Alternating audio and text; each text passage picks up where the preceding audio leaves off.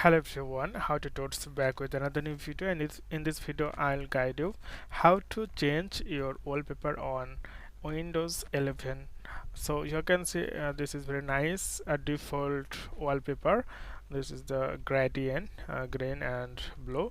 I want to change it and make it the default Windows version. So what you need to do, you need to click the right button on your mouse, then you can see the option personalize. Simply click personalize, then you can see select the theme to apply. So here are some theme you will find, or you can also choose the image from your PC. So this time I'm just going to choose the theme.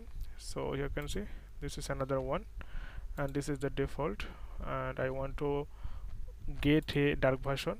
So here you can see this option. So if I cross the, then you can see I got the default version of the Windows 11. So this way you can change your wallpaper. So okay friend, today is no more, and see you in the next video.